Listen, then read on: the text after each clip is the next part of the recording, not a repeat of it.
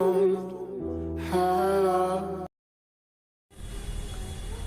ভিডিওটা কিছু ভাই ମାନଙ୍କ ପାଇଁ ଯେଉଁମାନେ କି ଭଲ ପାଇବାର ବ୍ରେକଅପ୍ ହେଇଯିବା ପରେ ହାତ କାଢି ଦଉଛ, ମରିଯିବାର ଡିସିସନ ନେଉଛ, କଣ ପାଇଁ ମାଣ୍ଡ ମତେ କହିବ କି ମାଣ୍ଡ?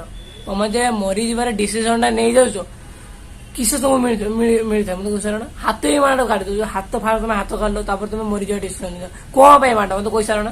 ତମେ ସିନା ମରିଯିବ, ଗୋଟେ ଏକ୍ସାମ୍ପଲ, ତମେ ସିନା ମରିଯିବ, ତମ ବାପା ମା କେମିତି ବଞ୍ଚିବ ସେଇଟା ତମେ କେବେ ଭାବିଛ?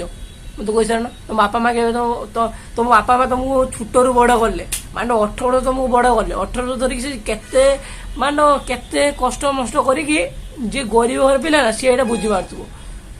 ଏଇ କଥାଟାକୁ ମୁଣ୍ଡରୁ ପୁରାଅ ମାଣ୍ଡ। ମାନେ କି ତମ ବାପା ଗୋଟେ ମାଟି କାମ କରନ୍ତୁ କି ଯେ କାମ କରନ୍ତୁ, ଚାଷ କାମ କରନ୍ତୁ, ମାଟି କାମ କରନ୍ତୁ, ଯିଏ ବି କାମ କର, କାମ ତ କାମ ହେଇଥାଏ ନା, ପେଟ ପୋଷିବା ପାଇଁ ସେ ତମକୁ ମାନେ ବଡ କରିଥାନ୍ତି, ବୁଝିପାରୁଛ ନା? ଆଉ ପେଟ ପୋଷିବା ପାଇଁ ସେ ସବୁ କିଛି କାମ ବି ମାନେ କରିଥାନ୍ତି, ଆଉ ତମେ ତାଙ୍କ କଷ୍ଟ କିଛି ନ ବୁଝିକି ଗୋଟେ ଝିଅକୁ ଭଲ ପାଇଲ। 14-15 ଏବେ ତ 14-15 ବର୍ଷର 14 ଅଷ୍ଟମ ନବମ କ୍ଲାସ ବି ଭଲ ପାଇବା ଷ୍ଟାର୍ଟ ହେଲାଣି। ଭଲ ପାଉଛନ୍ତି 3 ବର୍ଷ ରିଲେସନସିପ ଚାଲି ଆସିବେ। ତାପରେ ଯେତେବେଳେ ଝିଅଟା ଯେତେବେଳେ କଲେଜ ଟାଇମରେ ଝିଅ ତ ସେ କଲେଜ ଟାଇମରେ ହିଁ ବହୁତ ଜଣଙ୍କୁ ବ୍ରେକଅପ୍ କରିଥାନ୍ତି। ସ୍କୁଲ ଟାଇମରେ ଗୋଟେ ଭଲ ପାଇବା ଅଲଗା, ଆଉ କଲେଜ ଟାଇମରେ ଭଲ ପାଇବାଟା ଅଲଗା। କିଛିଟା ଭଲ ପାଇବାଟା ବ୍ରେକଅପ୍ ହୁଏ କେ ଟାଇମର ନା ସ୍କୁଲ 10th ର ଏକ୍ସାମ ସରିଯିବ, ତାପରେ ଧୀରେ ତାର ବ୍ରେକଅପ୍ ହେଇ ଚାଲିବ। ବ୍ରେକଅପ୍ ହେଇଛି, ଝିଅ ଆକୁ କହିବ ମା ଆଜ୍ଞା, ପୁଅ କହିବ ତାକୁ ତୁ ଘୋଡ଼ା ଆଗି, ଏ ଝଗଡ଼ା ଲାଗିତେ ବ୍ରେକଅପ୍। ତାପରେ ପୁଅ ତା ମାଇଣ୍ଡ ରହିବ କଣ ନା, ମତେ ସେ ଝିଅ ଛାଡିଦେଲା କଣ ପାଇଁ, ମୁଁ ମରିଯିବି, ମୁଁ ତା ପାଇଁ ବଞ୍ଚି ପାରିବିନି, ହାତ କାଢିଦେମି, ସେଟ୍ ଷ୍ଟାଟସ୍ ମୋ ବାଣ୍ଡ ଷ୍ଟାଟସ୍ ସବୁ ପକେଇ ଚାଲିଥିବେ। ମା କିସ ତମକୁ ମିଳିଥାଏ?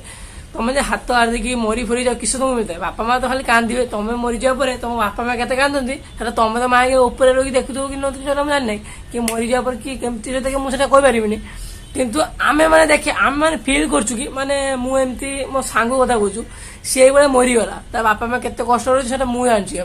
ମାନେ ମୋ ସାଙ୍ଗ ମାନେ ମୋ ସହିତ ଯେଉଁମାନେ ମିଳାମିଶା କରନ୍ତି ସେଇମାନେ ସବୁ ଜାଣିଛେ ତା ବାପା ମା କେଭଳିଆ ଚଳୁଛନ୍ତି। ବାପା ମା ଗୋଟେ ବୋଲି ପୁଅ, ଗୋଟେ ବୋଲି ଭଉଣୀ, ବୁଝିପାରିଲ ନା? ଭଉଣୀ ତା ପାଇଁ କେତେ କାନ୍ଦିଛି ସେଟା ମୁଁ ଦେଖିଛି ନିଜ ଆଖିର। ଏଇ କାନ୍ଧର ବା କହୁଛୁ, ଏଇ କାନ୍ଧର ତାକୁ ମୁଁ ନେଇକି ଯାଇଛି ମଶାଣିକି, ତାହେଲେ ଭାବ ତାନେ ଏଇଠି ମାଗିଆ କିଶର ମାଣ୍ଡ ମିଳେ ଆମକୁ ଭଲ ପାଇବା ଆଜିକାଲି ଦୁନିଆରେ ଭଲ ପାଇବା ବୋଲି କିଛି ଗୋଟେ ଜିନିଷ ହିଁ ଭାଇ ନାହିଁ। ତ ମୁଁ କହିଲି ପରା, ଆଜିକାଲି ଦୁନିଆର ଭଲ ପାଇବା ବୋଲି କିଛି ଗୋଟେ ଜିନିଷ ନାହିଁ, ଖାଲି ଫିଲିଙ୍ଗସ। ମାନେ ଝିଅ ପିଲା ମାନେ କହିତେ ଗଲେ କିଛି ଝିଅ ଅଛନ୍ତି ସେମାନେ ଖାଲି ଫିଲିଙ୍ଗସ, ମାନେ ପଇସା, ଗାଡି ଫାଡି ଏଇ ସବୁ ଦେଖିକି ଭଲ ପାଆନ୍ତି। ତମେ ଯେ ଭାବୁଛ କି ତମକୁ ସିଏ ଏଇଠୁ ତମକୁ ଭଲ ପାଉଛନ୍ତି, ଏଠୁ ତମକୁ ଭଲ ପାଉନାହାନ୍ତି କି, ସବୁ ତମକୁ ମାନେ ଏଇ ପଇସା ଗାଡି ଏଇ ଦିଆ ଜିନିଷ ହିଁ ତମକୁ ଭଲ ପାଆନ୍ତି, ବୁଝିପାରୁଛ ନା? ଆଉ ତମକୁ ଭାଇ ମାନେ କହିବା ପାଇଁ ଚାହୁଁଛୁ କି ଯୋଉମାନେ ବି ଏଭଳି ଡିସିସନ ନଉଛ ନା, ଏଭଳି ଡିସିସନ କେବେ ମାଗିଆ ନିଅନି, କାରଣ ସବୁଠୁ ଖରାପ ଅଭ୍ୟାସ ଏଇଟା। ତମକୁ ଝିଅ ଛାଡିକି ଗଲା ନା ମାଗିଆ, ତ ଯାଉ ସେ ଝିଅକୁ ମାଗିଆ ଛାଡି ଦିଅ।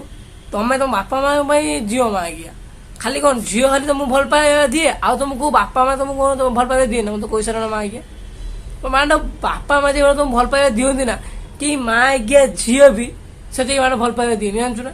ତମ ବାପା ମା ତମେ କିସ ନ କରୁ, ତମେ କହିବ ଗାଡି ଆଣିଦବା ପାଇଁ ଗାଡି ଆଣିଦେବେ, ମୋବାଇଲ ଆଣିଦବା କଥା କହିବ ମୋବାଇଲ ଆଣିଦେବେ, ତମେ ପାଠ ପଢିବା ପାଇଁ ଜିଦ୍ ଧରିବ ସେଟା ତମକୁ ଆଣିଦେବେ, ଘରେ ପଇସା ଥାଉ କି ନଥାଉ ତମକୁ ସେ ସବୁ ଆଣିକି ଦେବେ। କିନ୍ତୁ ତମେ ଘୋଡା ହେଇକି ଛୁଆ ଗୋଟେ ଝିଅଟା ପାଇଁ ମରିଯିବ।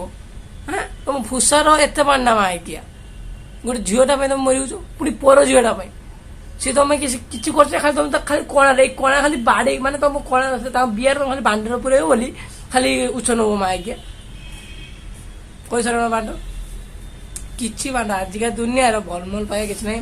ଯୋଉ ଭାଇ ମାନେ ବି ଏଭଳିଆ ଖରାପ ଡିସିସନ ନଉଛ, କେବେ ବି ଏଭଳିଆ ଖରାପ ଡିସିସନ କେବେ କିଛି ନିଅନି, କାରଣ ଏଭଳିଆ ଖରାପ ଡିସିସନ ନବା ଆଗରୁ ନା ଅବଶ୍ୟ 4-5 ଥର ଭାବ।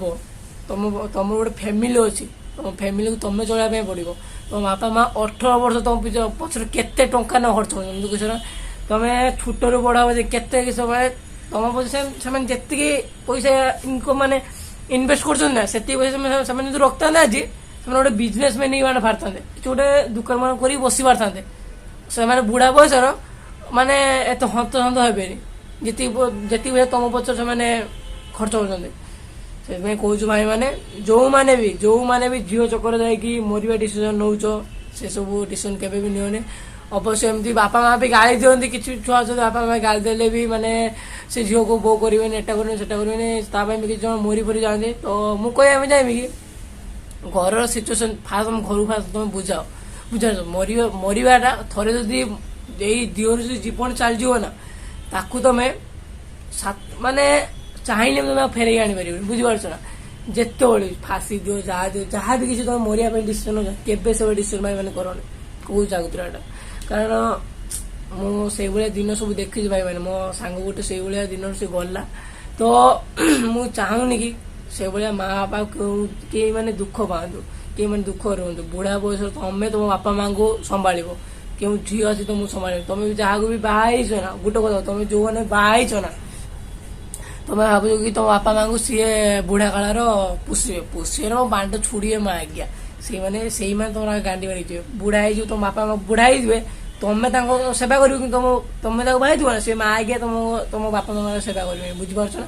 ସେଥିପାଇଁ କହୁଛୁ ଭାଇ ମାନେ ମରିଆ ଫରିଆ ଚକ୍ର ମାରିବ ଗାଡ, ଝିଅ ଛାଡିକି ଯାଉ, ପଇସା ଇନକମ କର, ତମ ଡ୍ରିମ୍ ସବୁ ଫୁଲଫିଲ କର, ବାପା ମା ପାଇଁ ବାପା ମାଙ୍କୁ ଶାନ୍ତିରେ ବସି ଖାଇବା ପାଇଁ ଦିଅ, ବାସ୍ ଏତିକି ତମ ବାପା ମା ଖୁସିରେ ରଖ। ଦେଖିବ ଲାଇଫରେ ବହୁତ କିଛି ତମେ ପାଇଯିବ। ତମକୁ ଯେ ଝିଅ ଛାଡିছে ତାଠୁ ବି ବେଟର ଗୋଟେ ଝିଅ ବି ତମକୁ ମିଳିବ, ବୁଝିପାରୁଛ ଭାଇ ମାନେ। କେବେ ବି ଖରାପ ଡିସିସନ କେବେ ନିଅନି ଭାଇ, ମରିବା ଚିନ୍ତା କେବେ ମାଇଣ୍ଡ ନିଅନି। ଆଉ ଯେ ଝିଅ ପାଇଁ ତମେ ହାତ ହାତ କାଟୁଛ, ସେ ହାତ ହାତ କାଟିବା ବନ୍ଦ କରିଦିଅ ଭାଇ ମାନେ। ଏଇଟା ସବୁବେଳେ ଭାଇ, ଯଦି ଯେଉଁମାନେ ଏଇ କଥାଟା ବୁଝିପାରୁଥିବ ନା, ଯେଉଁମାନେ ଏଇ କଥାଟା ଏଇ ମାଇଣ୍ଡରେ ପୁରଉଥିବ ନା, ସେଇମାନେ ଠିକ